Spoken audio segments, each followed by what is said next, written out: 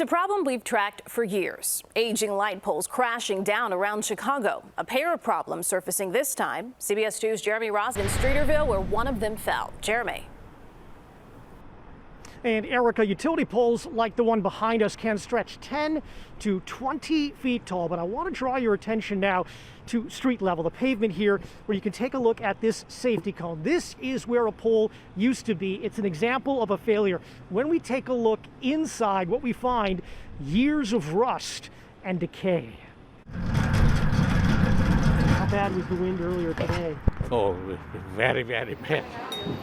The sound of nearby wind chimes was momentarily muted by the beating of Mike Wallenberg's heart. It was, nervous seeing it swaying like it was. It's very, very dangerous. It looked like the wind was about to knock it over. Leaning out. Years of salt, snow, and natural forces threatened to bring down this utility pole. Rust, decay, and a caution cone mark the place where it once stood after crews removed it.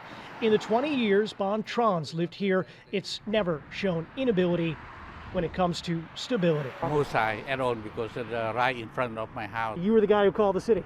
I did. And they got here real quick. Yep. So far this year, city crews have been busy with similar complaints. In 2021, there are at least 970 reports of damage to light poles, including at least 214 in the loop.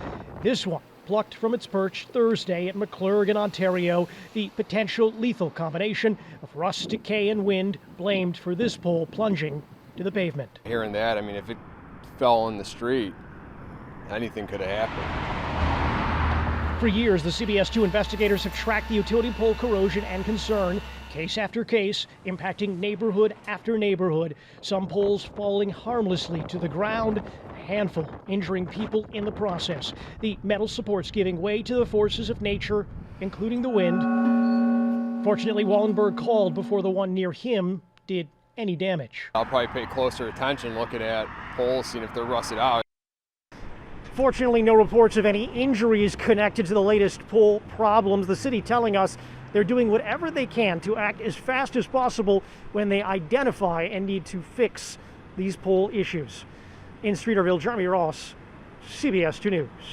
Jeremy, thank you. As Jeremy mentioned, CBS 2 investigator Dave Savini talked to a woman who was suing the city after she was struck by a pole. The rusty pole toppled over last year near the State of Illinois building in the Loop.